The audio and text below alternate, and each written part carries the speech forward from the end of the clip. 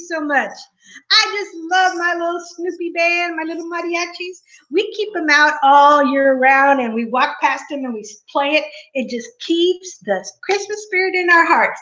Well, thank you for joining me for my very first Yarn Bite with Nora live streaming. Thank you so much. I've got a few little tidbits I want to talk to you about today. We are going to start with one of my favorite new things. It's called Cuddly Cacti Crochet. How cute is this? Oh my goodness. Look at these guys. Amigurumi. Amigurumi. Little Japanese toys with faces, little stuffed animals. Oh my gosh, they're personified. Isn't that sweet? This is a great kit. Even when I tell myself I'm not going to buy any more yarn, well, I go to Barnes & Noble, and what do I see? This kit. I got it. I have a membership at Barnes & Noble, so it's 10% off. Then I had a special discount, 20% off coupon that they mailed to me, and wow, 30% off. Let me show you what's in here. Well, there's 12 beautiful succulents and cactus that you can make. Oh, wow, look at that. Just absolutely gorgeous. The book itself is worth the money. If your Barnes & Noble doesn't have this, they can't order it, go online. You'll probably find it someplace. This is Cuddly Cacti Crochet, 12 Sweet Succulents to Stitch and Snuggle, and it's by Jana Whitley. Oh my gosh, she went all out, Miss Jana Whitley. I bow before you. Beautiful designer. Each little cacti is a different kind of design. Even the pots. Each pot is different. You'll notice that this one is round, has a round bottom. And then this one is a little bit taller. They're square terracotta pots. There are flat terracotta pots. Each little pot has some little design that makes it a little bit different. It is magnificent. Look at all of the step-by-step illustrations. Beautiful. I mean, look. There's even little gardens. They're so lifelike. Oh boy, look at this one. This one would be just beautiful. This is called chicken hens. Looks like little babies. Then this one over here. Oh wow, it's practically a whole landscape. Isn't that nice? Oh, magnificent. Don't have to water it. You can take it to work. Not going to get any little stickers, little thorns. Oh, there are even some that do have thorns, but they're just nice and soft and yarny thorns. Beautiful book. The price is worth just for the book, the pattern book. Now, also in this kit was a size E needle, crochet hook. It's not the best quality. It's very thin. If you have better hooks, go ahead and use yours if you prefer, but this will do the job. Then there was all the yarn that you needed to make these two projects. I even had some. I did use all of this light green, but of all the other yarns, I still have a little bit left. So there's plenty of yarn. And then look at all of the polyester stuffing you get. More than enough to do your job. Now, one thing, babe, do you want to go put the kitty in the garage? Go ahead. One thing that I did do is I did put, oh here, see how the pots are different? I did put beans in these, and they're kind of squishy, kind of like a bean bag. But I covered the beans in some plastic wrap. Some of my crochet buddies said, especially here in South Texas, we have a problem with bugs getting into the beans. And I've also heard that sometimes if the beans get wet, they'll sprout. So we'll see. We'll see what happens. And if you have a better idea, I know I tried gravel, aquarium gravel, but it wasn't, it didn't have any weight at all. It really made no difference. I just love the beans though. Maybe plastic beads? I hadn't thought about plastic beads. Maybe plastic beads, but beans are more biodegradable, aren't they? Okay. Now, another thing that I just love, this Saturday when I went to my knitting and crochet group, my friend Irma Garcia bought this awesome book for me, Simply Crochet. I love this little amigurumi. It is a little lion. Let me find it for you on page, I believe it's page 36. Oh, look at this. Rawr. How fun is that? Look, oh, I tell you, when I do amigurumi, that's all I want to do. I just want to do amigurumi, amigurumi, amigurumi. Isn't that, oh, just so pretty?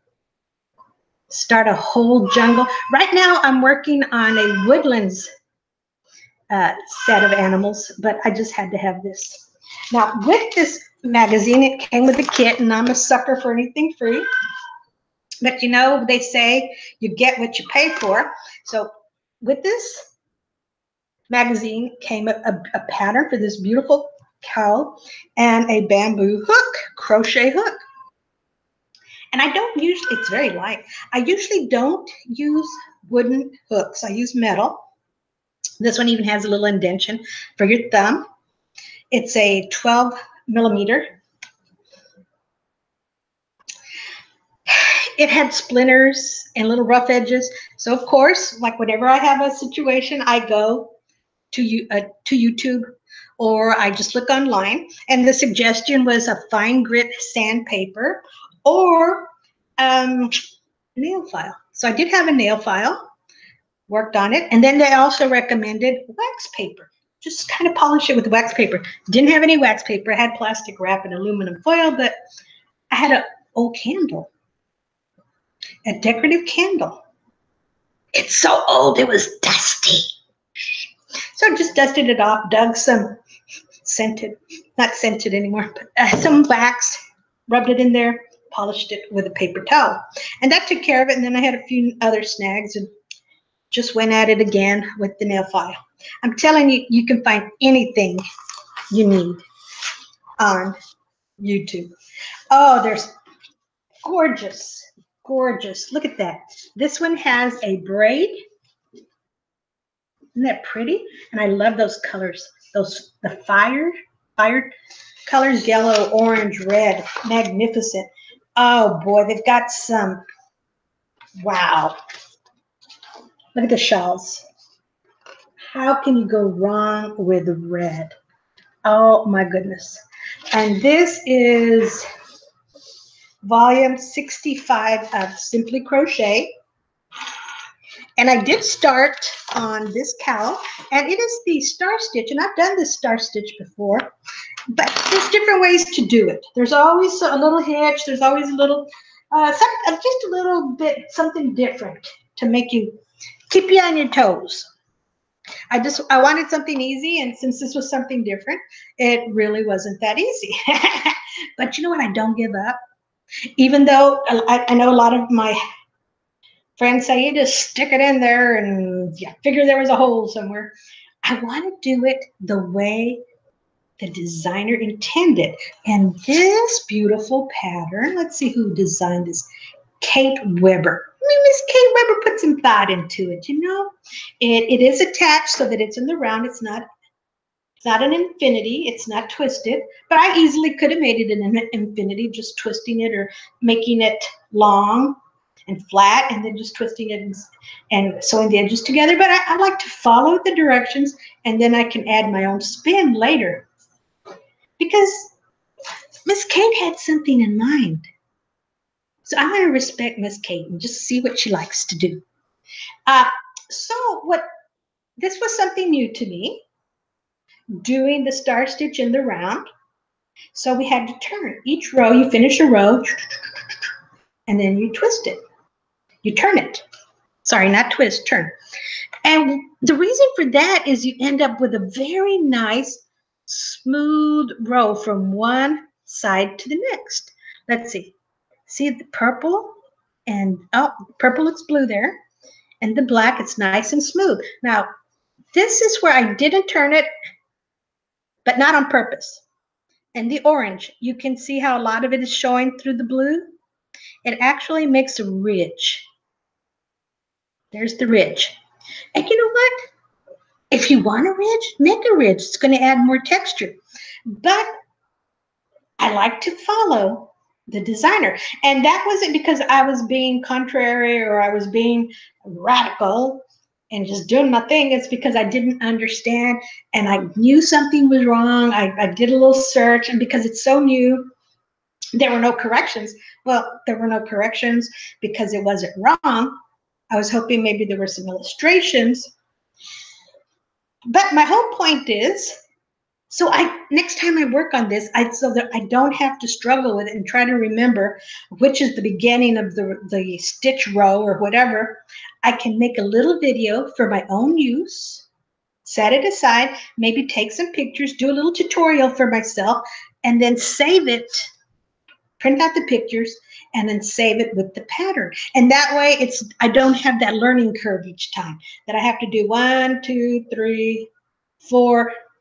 Let's see, it was 1, 2, 3, 4 rows before the light bulb went. Bing! That's my light bulb. No. So it doesn't look bad. I actually think it looks good. And maybe sometime I'll do it with the ridges just for more texture.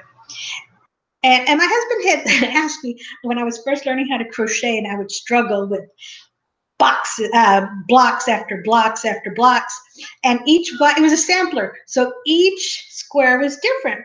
And he said, why don't you just make your blanket with one square? And I said, but hon, that's the purpose, is to learn, because I would do a square 10 times but end up with the final 10th one because it would be more of my standard, right? I felt that I had finally done it right. But we're always learning, aren't we? We're always learning, and I try not to take the easy way out. I try not to be lazy. Face it. There's being inspirational, and there's, going with the flow, doing your own thing, and then there's being lazy, and we know when we're being lazy. Oh, and this beautiful yarn that I'm using, if you're saying, Nora, what yarn is that, girl? Let me turn off the light and see how that works. If that's a little better. Well, we'll see. That is neon. That is neon. Isn't that gorgeous?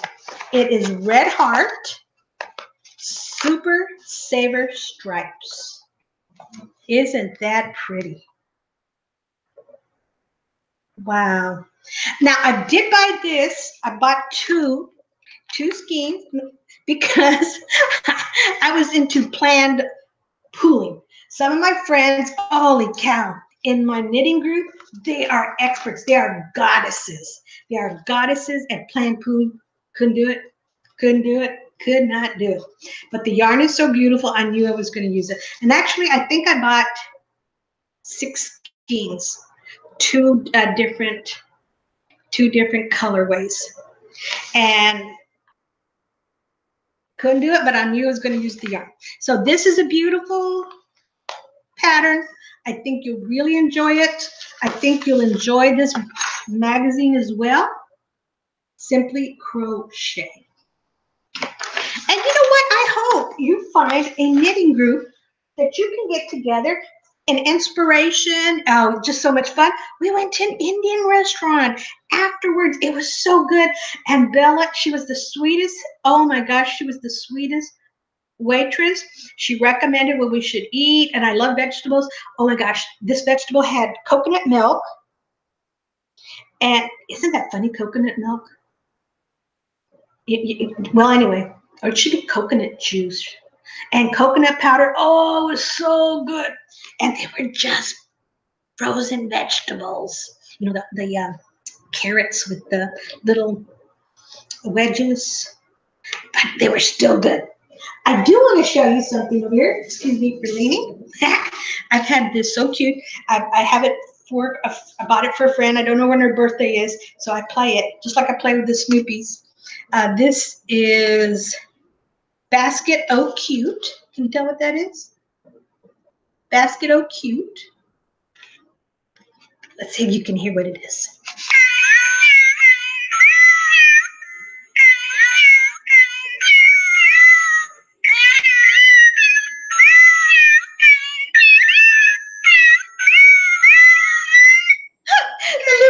Oh, it's the little kitties. How cute is that? I don't know when her birthday is, but I'm going to send it anyway before the little battery runs out. Thank you so much for joining me for this cute, boy, am I full of myself. Excuse me for this short video. Yarn Bite, I just give you a little snippet of what I'm up to. This was kind of fun being on live. I'm curious to see how it goes. So do take care, and I hope you'll join me for my next live and recorded videos of Yarn Bite with Nora. You take care. Bye-bye.